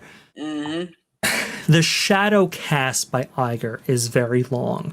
And to have somebody associated so closely with Bob Iger waiting in the wings, I just don't trust that. Look, Wizard, there's a reason. Don't forget, if Dana stays and Josh is just CEO, that since they are neighbors, who knows? They're probably going on walks every morning, so they'll just be like, oh yeah, so Josh today is doing this at Disney. Josh today, even when Iger's tired, like, oh, Josh today is still doing this.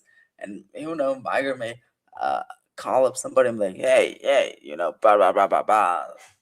Josh is bad. Get Dana. Who knows? I don't know.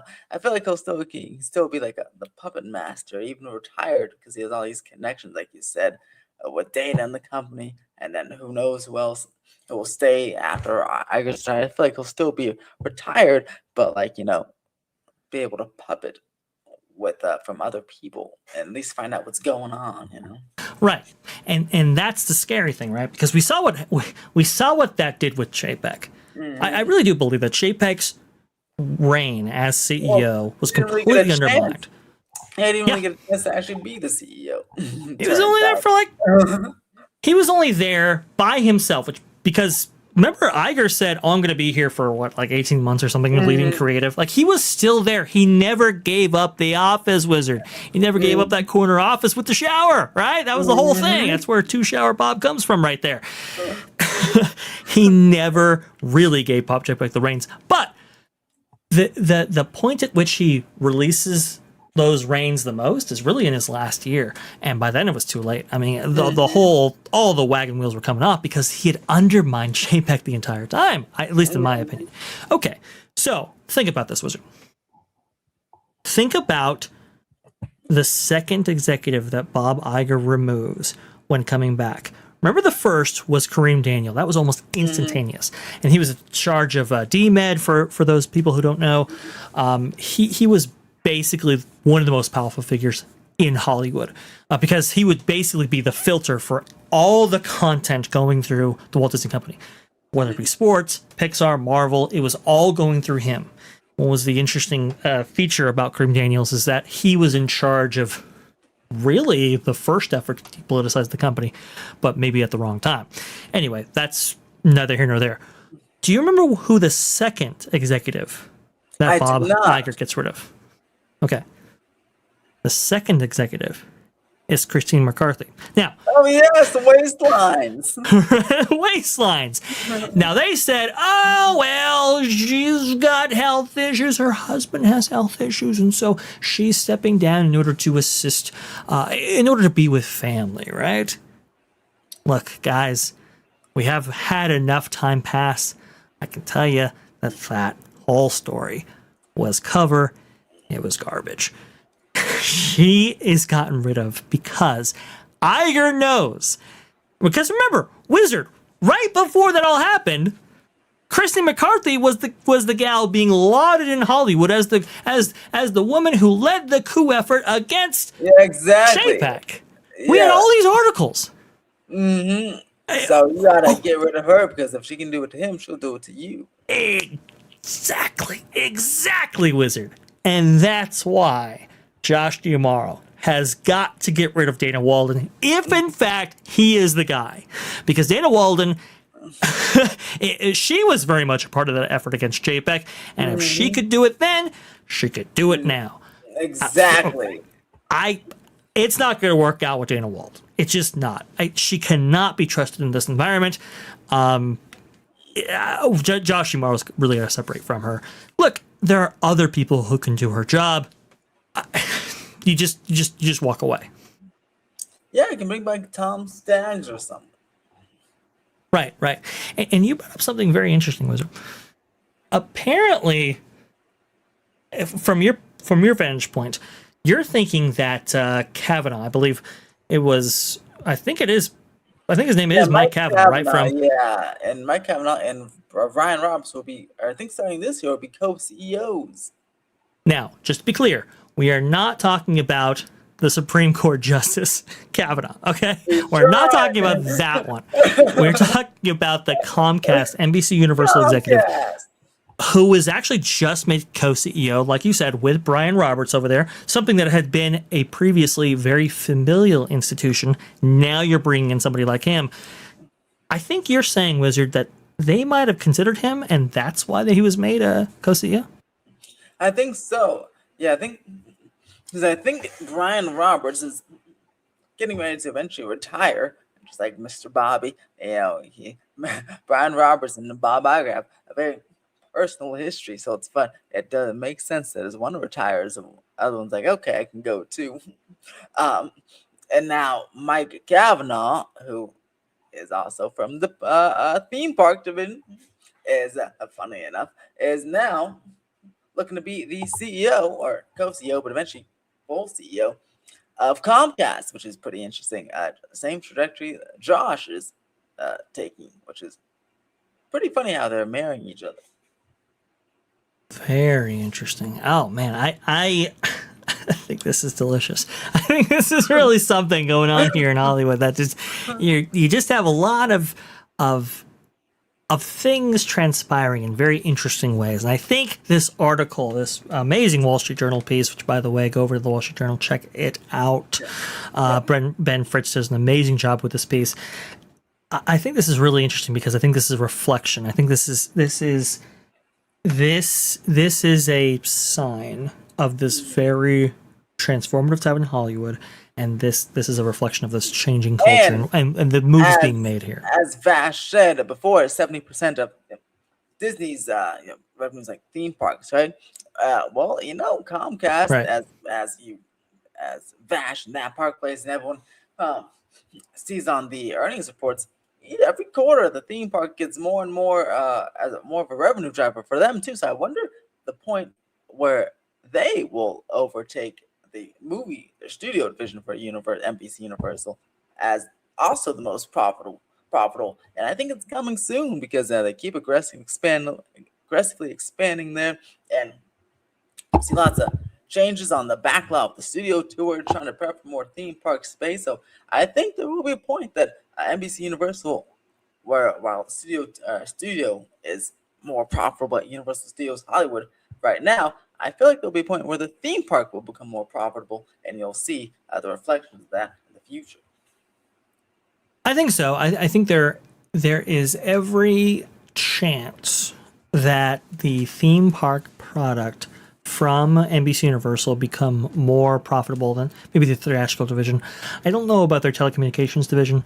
I think that's just it brings in more money. That's pretty safe, because that's like worldwide. That's like Comcast. Yeah. That's a massive worldwide, they're nationwide, I think. But in terms It's of, because I know, like, obviously Disney doesn't have any of that, but they have yeah. their theme parks are bringing more than the movies, and I do think something Mhm. especially with the Epic Universe, when you got has a full year in and stuff like Mhm. that. And obviously Comcast, Universal has profitable movies too, but just in general, as you see, Mhm. Disney has profitable movies, but still, Right. 70%, that's pretty big. So Yeah. I Yeah. think a similar shift is coming to Comcast and theme parks. I think, and you can correct me if I'm wrong, but I do think theme parks are more of a, let's say, a safe investment versus like a movie. A movie can flop, and you never know how well it's gonna do, especially with the Well, streaming situation. But theme parks, right. we're always going to theme parks, and they have, like you said, they can make your money back in 5 or 10 years, not right away. Or as a movie, especially with a big budget, it will take a long time, even on the digital market, to make the money back, because not it doesn't really happen too often. It's more of a front loaded type of business thing. Right. I think you make a great point here, Wizard. Um, the theatrical market, I think, is not safe. It is certainly seen tremendous hurdles in the past 5 years, and I think it will continue to do so. And so, with this very evolving and changing landscape, I think you're right. I think physical experiences will become more important, certainly more prominent, especially amongst people that born in the digital age. They might want the physicality. They might value the physicality perhaps more than maybe content that is streamed on your phone or you can watch in film. So it might actually leapfrog and become more prominent in people's spending habits and so forth. So I think just for those reasons alone, you could have the entertainment product that NBC Universal actually produces be upended by like the theme parks. It certainly has every potential to do so, and I think that's very clear. So maybe there is some wisdom in going with Josh D'Amaro, right? It's like, look, he's the guy making us money when nobody else really is at Disney. Let's go ahead and put him in charge. It certainly makes sense on paper, but at the end of the day, Disney has really thrived on two things. One, getting people who understand entertainment, understand the market, understand the embracing technology like television, for example. Walt did extremely well. Like Disneyland itself would not be where it is today without television, right? The Disneyland television show really put it on the map. Wonderful World of Color, we know all of that. It also benefits from kind of a dual, person A, person B type setup, right? Walt had Roy, Michael had Frank. And so these things, I think, should be considered when going into the CEO decision. It is the most important decision Disney can make. No question, hands down. Look at how much change we saw with just Chapek occupying that seat for 3 years. It affects everything, and it's certainly going to affect the parks that you visit and love today. Oh yes, and we'll be seeing this year who gets who gets chosen will be quite interesting. But oh man, and I'm excited for more dirty laundry articles to come out throughout the next few months on both sides. It'll be very interesting. But so Vash, where can we find you? Can we find you anywhere nowadays? Well, yeah. So I'm going to be making appearances on a lot of shows, a lot of programs. I will have more information about that later on. But as you may have heard from WW Pro and other places, I am starting my own channel. I'm not revealing a name just yet. But I am Breaking starting. news! This is the first I time know. I'm hearing of this. Wow. I am starting my own YouTube channel. It is Hold going to be on. sensational. We need a let's see, here we go. Let's see what we got here. We need a wee.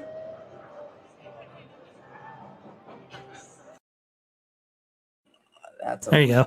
Maybe you need a little bit of Universal in the background right there, right? Boom boom boom. Boom boom. Vash is starting his own YouTube channel. Oh, this go. thing's gonna have 100,000 subscribers on day 5. This is gonna be Oh well, I don't know about that, but we have known people to have a tremendous growth. I don't know if necessarily that's in our future, but I rest assured, everybody who has stayed with me, who has followed my journey, who has been a fan or discovered me, whether that be that Park Place, Orange Grove 55, or elsewhere, just understand, folks, that whatever the new venture here is going to be really, really awesome. And it's going to allow me to connect with you in a way that I just simply have never been able to before. I think it's going to be really awesome. It's going to be theme park related. It's going to be great. You're going to be seeing it. I think we're going to debut the name actually on Wednesday during that Park Place. So you want to go ahead, tune in to that live stream.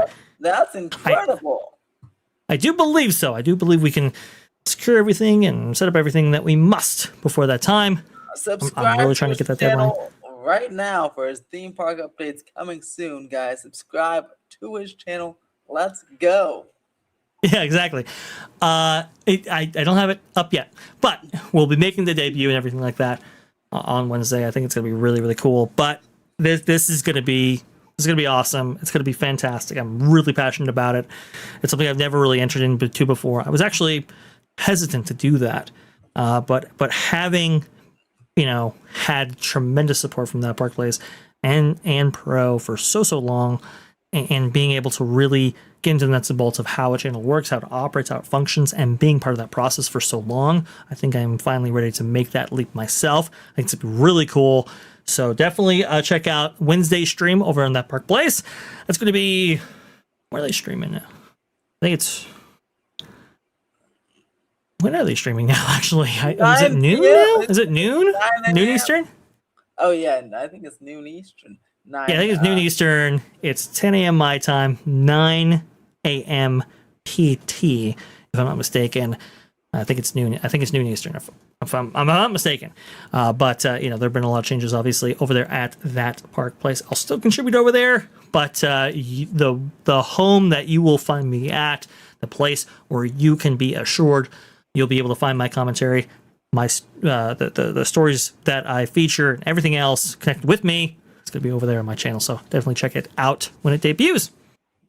Yes, please, because I'm going to make an appearance on Video 1. We're going to do a grand opening live stream, so stay tuned for that. And Bash doesn't know yet, but he just found out that we're going to do a grand opening live stream, and I'll be right on the channel. That's right, I'm taking control of his channel, and he doesn't even have it open yet. Wait, hang on. Can you actually live stream on day 1 on YouTube? I don't know if you can yet. I think you have to get a certain number of watch hours. We can't, but we'll get, if you have 50 subscribers, you can. Oh, okay. Well, there you go. That's a threshold we can beat right there. Good. Even if we don't wizard, well, we'll do it here. How about that? Yes, because we're gonna do a grand opening live stream. We're gonna have a fundraiser. It's gonna be great. It's gonna be great. Yeah, that's right. We're gonna make you rich, Doctor. We're gonna propel you to new heights. I want you to be even greater than Theme Park Wizards channel.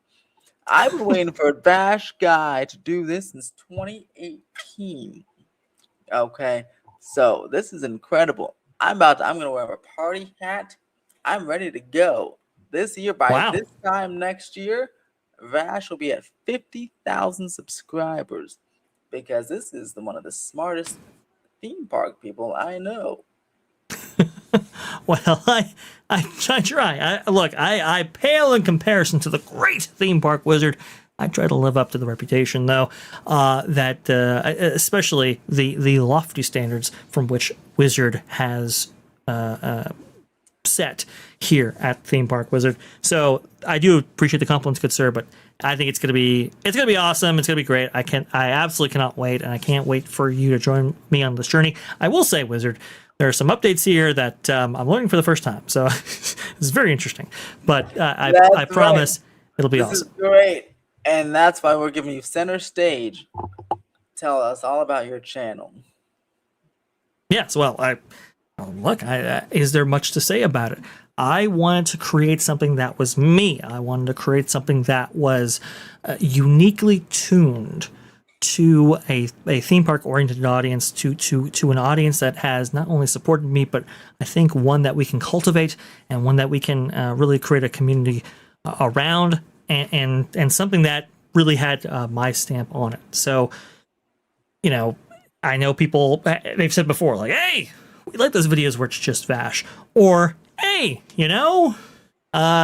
we have had, other people, right, featured on some of this stuff, and it's like, as much as we love that commentary, hey, we want to go ahead and hear Vash more, or hear more of his opinion or whatever.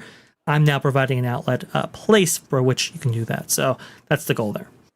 I love these different settings. Look at this. Wow. Where'd you go? This is there you go. The amazing production value here with Theme Park Wizard. Wow, this is incredible. But go subscribe to Vash Guy Wizard. That's the name of the channel. I have it up on the screen right now. It's up. Give him to 50 so we can live stream on day one. Because guess what? We get to 4,000 watch hours immediately. We will debut the name Wizard very shortly, just to be clear. But hey, if we can get to 50, that'd be great. That'd be awesome. I'd love to live stream with you guys day one. You better subscribe to him and me, and stay magical, stay curious, and stay vashy.